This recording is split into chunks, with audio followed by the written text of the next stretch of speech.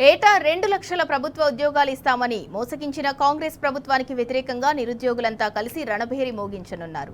న్యాయమైన డిమాండ్ల సాధనకు తెలంగాణ నిరుద్యోగ జేఏసీ ఆధ్వర్యంలో భారీ నిరుద్యోగ రణభేరి నిర్వహించనున్నారు. హైదరాబాద్లోని ఇందిరా పార్క్ వద్ద ధర్నా చౌక్లో మహా నిరసనకు పిలుపునిచ్చారు. దీంతో ఇందిరా పార్క్ పరిసరాల్లో భారీగా పోలీసులను మోహరించారు. నిరుద్యోగ రణభేరీకి సంబంధించిన మరింత సమాచారం మా ప్రతినిధి యాసర్ అందిస్తారు. కాంగ్రెస్ ప్రభుత్వంపై నిరుద్యోగులైతే పోరుబాట పడ్డారు. ఏదైతే కాంగ్రెస్ ప్రభుత్వం వచ్చాక మనకు ఉద్యోగాలు ఇస్తామని హామీ ఇచ్చి కాంగ్రెస్ ప్రభుత్వం మోసం చేసిందంటూ ఇవాళ నిరుద్యోగులు ఏకమై ఇందిరా పార్క్ దగ్గర నిరుద్యోగ రణభేరీ ఏర్పాటు చేశారు. ఈ నిరుద్యోగ రణభేరీకి పెద్ద ఎత్తున విద్యార్థులు కావచ్చు, అభ్యర్థులు పెద్ద ఎత్తున పాల్గొని తమ నిరసన వ్యక్తం చేస్తున్నారు. కాంగ్రెస్ ప్రభుత్వం వచ్చాక తమకు 2 లక్షల ఉద్యోగాలు ఇస్తామని ఇచ్చింది, కానీ ఈ ప్రభుత్వం వచ్చాక ఒక్క ఉద్యోగం గిట్ట ఇయ్యలేదని ప్రధానంగా ఆగ్రహం వ్యక్తం చేస్తూ ఇవాళ ఇందిరా పార్క్ వేదికగా నిరుద్యోగ రణభేరీ ఏర్పాటు చేస్తున్నారు. నిరుద్యోగ రణభేరీతో మా నిరసన తెలుపుతాం, ప్రభుత్వానికి వ్యతిరేకంగా మా నిరసన తెలుపుతున్నామని ప్రధానంగా నిరుద్యోగులైతే ఆగ్రహం వ్యక్తం చేస్తున్నారు. ప్రస్తుతం మనతో పాటు కొంతమంది నిరుద్యోగులు ఉన్నారు. చెప్పండి, కాంగ్రెస్ ప్రభుత్వం మిమ్మల్ని నిరుద్యోగులు ఏ విధంగా మోసం చేసింది? ఉద్యోగాలు ఇస్తామన్నారు, ఈ ఉద్యోగాలు ఇవ్వకుండా మోసం చేసిన పరిస్థితి ఉంది, ఎట్లా చూస్తారు? కాంగ్రెస్ పార్టీ మేనిఫెస్టోలో ఏం రాసింది? ఏడాది తిరిగేలోపే 2 లక్షల ఉద్యోగాలు ఇస్తాము, జాబ్ క్యాలెండర్ ప్రకటించి దానికి చట్టబద్ధత కలిగిస్తామని చెప్పేసి పెద్ద పెద్ద వాక్యాలు చేసింది. అందులో జాబ్ క్యాలెండర్ ప్రకటిస్తామని చెప్పేసి సాక్షాత్తు అసెంబ్లీలోనే ప్రకటించారు బట్టి విక్రమార్క గారు. మరి అసెంబ్లీలో ప్రకటించిన జాబ్ క్యాలెండర్ కే దిక్కులేదు. ఈ రోజు మీరు ఏ రకంగా మమ్మల్ని 7,000 ఇచ్చి మమ్మల్ని ఏ రకంగా మభ్య పెడదామని చూస్తా ఉన్నారు? 19,000 ఖాళీ ఉన్నాయని స్వయంగా డీజీపీ గారే చెప్పడం జరిగింది కదా.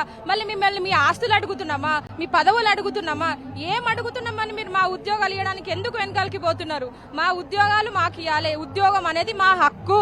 తెలంగాణ తెచ్చుకుంది కూడా మా ఉద్యోగాల కోసమే. మీ పదవులు మీరు రాజకీయం చేసుకొని మీరు దోచుకోవడానికి కాదు. మా నిరుద్యోగులకి న్యాయం చేయాలి. మేము ఏం అడిగినాం? గొంతమ్మ కోరికలు ఏమున్నాయి ఇక్కడ?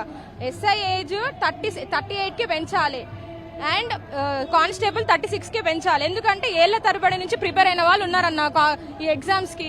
వాళ్ళు ఇప్పుడు కాంగ్రెస్ పార్టీ అధికారంలోకి రాగానే మేము ఈ ఏజ్ పెంచుతాము, ఇన్ని వేల నోటిఫికేషన్లు ఇస్తాం, అన్ని వేలు ఇస్తామని చెప్పింది కదా. మళ్ళీ ఎక్కడ పోయినాయి ఆ నోటిఫికేషన్లు? ఏజ్ ఎందుకు పెంచుతలేరు? ఎవరైతే మీ పార్టీని భుజస్కంధాల మీద వేసుకొని గెలిపించడానికి ఊరూరు తిరిగి మీకు కాలు వేలు మొక్కి ఓట్లేపించి ఈరోజు అధికారంలోకి తీసుకొచ్చారు కదా, మళ్ళీ అట్లాంటి వాళ్ళకి మీరు ఏం న్యాయం చేస్తున్నారు ఈ రోజు అని అడుగుతున్నారు రేవంత్ రెడ్డి గారు. ఇది మీ కేవలం హెచ్చరిక కాదు, ఇది రేపటికి తిరుగుబాటు కూడా ఇక్కడ నుంచే మొదలవుతుంది. ఇదే ధర్నా చౌక్ నుంచి మిమ్మల్ని హెచ్చరిస్తా ఉన్నాము. ఇదే నిరుద్యోగులు రేపు మిమ్మల్ని గ్రామాల తిరిగి వెంబడించి మళ్ళీ మిమ్మల్ని ఓటమి పాలు చేస్తారు. ముఖ్యంగా చూసుకున్నట్లయితే ఎన్నికలకు ముందు కాంగ్రెస్ నేతలు అన్నారు, మా కాంగ్రెస్ ప్రభుత్వం ప్రజాప్రభుత్వం వచ్చాక ఏడాదిలో 2 లక్షల ఉద్యోగాలు ఇస్తామన్నారు. ఇప్పుడేమో మాట తెప్పారు, దాన్ని ఎట్లా చూడొచ్చు? 2 లక్షల ఉద్యోగాలు ఇస్తున్నారు, కనీసం ఒక 20,000 ఉద్యోగాలు కూడా వాళ్ళు ఇవ్వలేదు. ఇంకేమని అడిగితే నిరుద్యోగులు వాళ్ళు ఇంట్ల నుంచి వచ్చి ఎన్నో సాక్రిఫైజెస్ చేసి వాళ్ళ ఇంట్లో వాళ్ళ పేరెంట్స్ ని అందరినీ బాధ పెట్టుకుంటా ఇక్కడ చదువుకుంటారు. వాళ్ళని ఉద్యోగాలు అడిగినందుకు ఎంట్రింగ్ మోసుకొని ఆగమని చెప్తా ఉన్నాడు ఈరోజు ముఖ్యమంత్రి. నీకు ఉద్యోగాలు ఇవ్వడం చేత కాకపోతే పదవుల నుంచి దిగిపో, లేకపోతే నువ్వే ఎంట్రింగ్ తాగు, నువ్వు ఎవడివయ్యా మమ్మల్ని ఎంట్రింగ్ తాగి సావమని చెప్పడానికే. ఆ రోజు ఉద్యోగం కోసం ఈమె సావాలి, ఈ రోజు ఉద్యోగాల కోసం కూడా మేము సావాలనా? అట్లాంటి పరిస్థితి మాకు ఎందుకు వస్తుంది? మేము మిమ్మల్ని చంపుతాం కానీ మేము సావము. మిత్రులారా, మీరు అందరూ గుర్తుపెట్టుకోవాలి, ఇది కేవలం హెచ్చరిక కాదు, రేపటి తిరుగుబాటు. మేము ఎంట్రింగ్ తాగడానికి సిద్ధంగా లేము, నిన్ను గద్దె దింపడానికి సిద్ధంగా ఉన్నామని చెప్పేసి ఈ సభ ద్వారా నేను రేవంత్ రెడ్డి గారికి తెలియజేస్తున్నాను. రేవంత్ రెడ్డి స్వయంగా అంటున్నారు 70,000 ఉద్యోగాలు భర్తీ చేశానంటున్నారు. మళ్ళీ 70,000 ఉద్యోగాలు భర్తీ చేశారా? 70,000 ఉద్యోగాలు రేవంత్ రెడ్డి గారు భర్తీ చేసినట్టు అయితే ఒక్కసారి శ్వేతపత్రం రిలీజ్ చేయాలి. ఎవరికి ఇచ్చినావు 70,000 ఉద్యోగాలు? 70,000 ఉద్యోగాలు ఇస్తే ఈ రోజు మాకు ధర్నా చౌక్ లో ఏం పని అన్నా? ఏం పని? నిరుద్యోగులు చదువుకోవాలి, ఉద్యోగం చేయాలి, వాళ్ళ అడ్మినిస్ట్రేషన్ లో పార్ట్ అవ్వాలి, అంతేగాని ఈ రోడ్ల పండి కూర్చోవాల్సిన అవసరం మాకు లేదు. నువ్వు 70,000 ఇస్తే ఈ రోజు తెలంగాణలో ఈ పరిస్థితి మాకు రాదు. మేము చదువుకున్న వాళ్ళం, నీలాగా అడ్డదారులో పోయి ఏదో మభ్యపెట్టి అధికారంలోకి రాలేదు కదా. నిరుద్యోగులు శాంతియుతంగా నిరసనలు తెలుపుతారు, అక్రమ అరెస్టులు చేస్తారు, కేసులు పెడుతున్నారు, దీన్ని ఎట్లా చూస్తారు? ఆ రోజేమో రాహుల్ గాంధీ గారు స్వయంగా చిక్కట్పల్లి లైబ్రరీకి వచ్చిండు. ఈ రోజు రాహుల్ గాంధీ తెలంగాణకు వస్తున్నారంటే మమ్మల్ని అందరినీ తీసుకొని లోపల పెడుతున్నారు. రేవంత్ రెడ్డి గారు మా నియోజకవర్గం కూడా వచ్చిండు, ఆయన వస్తున్నారని చెప్పేసి నన్ను తీసుకొని లోపల పెట్టారు. ఎందుకు పెడుతున్నారు? మీరే కదా ఆ రోజు ఓట్ల కోసం వచ్చింది. ఈ రోజు ఉద్యోగాలు అడిగితే మమ్మల్ని స్టేషన్ లో పెట్టాలని ఏ రాజ్యాంగం చెప్తుంది? రాజ్యాంగంలో ఎక్కడన్నా రాసిందా? ఉద్యోగాలు అడిగితే మమ్మల్ని అరెస్ట్ చేయాలని రైట్ టు ప్రొటెస్ట్ అనేది మా ఫండమెంటల్ రైట్ కదా, నిరసన తెలుపుకునే హక్కు మాకుంది. ఆ హక్కు ద్వారానే మేము ప్రభుత్వం మా సమస్యని పెడచవున పెడుతుంది కాబట్టి ఇట్లాంటి ధర్నాల ద్వారా, ఇట్లాంటి నిరసన ద్వారా మేము వాళ్ళకి తెలియజేస్తున్నాం. అయినా కూడా ఇట్లనే ఒంటెత్తు పోకడాలకు పోతే ఇక మేము ఎట్లా బుద్ధి చెప్పాలో మాకు బాగా తెలుసు. అట్లనే ఖచ్చితంగా బుద్ధి చెప్తాం. ఇక వచ్చేసారి రేవంత్ సర్కార్ ఖచ్చితంగా డిపాజిట్ కూడా గల్లంత అయిపోతుంది. మీరు చెప్పండి, రేవంత్ సర్కార్ ముందు హామీ ఇచ్చింది ఉద్యోగాలు భర్తీ చేస్తామని, ఇప్పుడు భర్తీ చేయట్లేదు, దీన్ని ఎట్లా చూస్తారు? గత 2 సంవత్సరాల నుంచి ఇవే విషయాలు చెప్పుకుంటా దాదాపు 3 సంవత్సరాలు కావస్తుంది. నిరుద్యోగులు 3 సంవత్సరాల నుంచి కూడా ఇదే రోడ్ల మీద వచ్చి ధర్నాలు చేసి రాస్తారోకలు చేసి అన్ని విధాలుగా గవర్నమెంట్ ఒత్తిడి తీసుకొస్తే మా ఉద్యోగాలు మాకు ఇవ్వాలని కోరితే తప్ప మేము అంటే మీరు ఏ హామీల మీద గద్దెనెక్కి కూర్చున్నారో ఈ రోజు నిరుద్యోగుల అంశం మీదనే కదా మీరు గద్దెనెక్కి కూర్చుంది. ఆ రోజు మేమే కదా గ్రామీణ స్థాయికి వెళ్లి వాళ్ళ కాళ్ళు ఏళ్లు మొక్కి మేము ఈ రోజు మిమ్మల్ని గద్దెనెక్కి కూర్చోబెట్టినాం. ఈ రోజు మీరు ఏం చేస్తున్నారో నిరుద్యోగులకని కూడా ఈ సందర్భంగా ఆలోచించాల్సిన అవసరం ఉంది. నిరుద్యోగుల మిత్రులకి అన్యాయం జరుగుతుంది తప్ప ఈ కాంగ్రెస్ ప్రభుత్వంలో ఎలాంటి న్యాయపరమైన చర్యలు లేవు. నిరుద్యోగులకు ఈ రోజు 7,000 పోలీస్ నోటిఫికేషన్ ఇస్తే ఎన్నిసార్లు చదవాలి?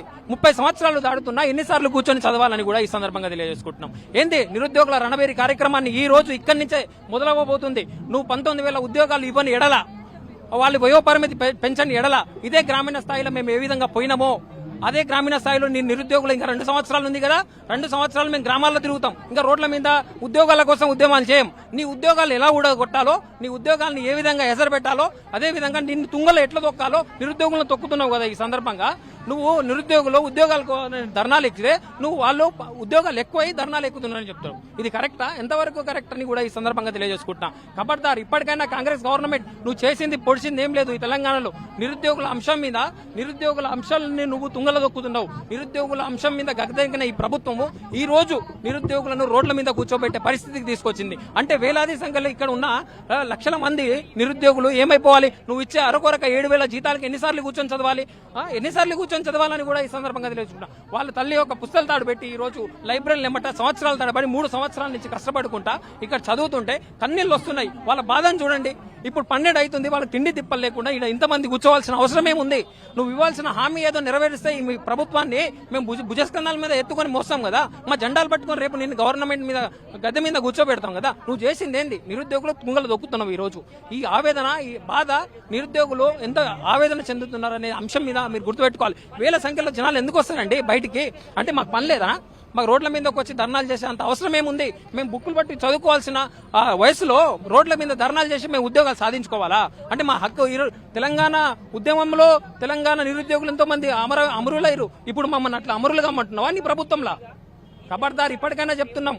ఏ విధంగా 2 లక్షల ఉద్యోగాలు ఇస్తామని చెప్పావో, రాహుల్ గాంధీ, ప్రియాంక గాంధీ వచ్చి చిక్కడపల్లి లైబ్రరీలో కూర్చొని ఏ విధంగా హామీలు ఇచ్చారో అదే విధంగా ఈ హామీలు నెరవేర్చకపోతే ఇదే నిరుద్యోగుల్ని కలిసి గ్రామీణ స్థాయిలో ఇంకా మేము ఇక్కడ ఉద్యమాలు చేయాల్సిన అవసరం లేదు. ఉద్యోగాల కోసం మీ ఉద్యోగాలను ఏ విధంగా పోగొట్టాలో ఆ ఉద్యమాలకి మేము పూనుకుంటాం. ఖబర్దార్, ఇప్పటికైనా సరే బుద్ధి తెచ్చుకో. గవర్నమెంట్ మీకు ఏ గవర్నమెంట్ లో ఎన్ని వేకెన్సీలు ఉన్నాయో వాటిని పూర్తిగా భర్తీ చేయాలని కూడా మేము ఈ సందర్భంగా తెలియజేసుకుంటున్నాం. ఏదైతే నిరుద్యోగులైతే కాంగ్రెస్ ప్రభుత్వంపై ఆగ్రహం వ్యక్తం చేస్తున్నారు, ఏదైతే ఎన్నికలకు ముందు మమ్మల్ని ఏదో ఉద్యోగాలు కల్పిస్తామని హామీ ఇచ్చారు కాంగ్రెస్ ప్రభుత్వం మాత్రం మాకు పట్టించుకోవడం లేదు. మేము గత 2-3 ఏళ్లుగా మేము ఉద్యోగాలకు ప్రిపేర్ అవుతున్నాం, కానీ కాంగ్రెస్ ప్రభుత్వం మాత్రం ఒక్క ఉద్యోగం కూడా వేయడం లేదని ప్రధానంగా ఆగ్రహం వ్యక్తం చేస్తారు. ఏదైతే పోలీస్ శాఖలో ముఖ్యంగా చూస్తే 20,000 ఉద్యోగాలు ఖాళీ ఉన్నాయి, కానీ కాంగ్రెస్ ప్రభుత్వం మాత్రం 5,000, 7,000 అంటూ టైంపాస్ చేస్తుంది తప్ప ఉద్యోగాలు భర్తీ చేయడం లేదని ప్రధానంగా నిరుద్యోగులైతే ఆగ్రహం చేస్తున్నారు. మరి కాసేపట్లో ఇందిరాపార్క్ వేదికగా నిరుద్యోగ రణబేరి పెద్ద ఎత్తున జరిగింది. రణబేరికి పెద్ద ఎత్తున నిరుద్యోగులు తరలిచ్చి రేవంత్ రెడ్డి సర్కార్కు నిలదీయనున్నారు. Video journalist Shivatha, Yasar, T News, Hyderabad.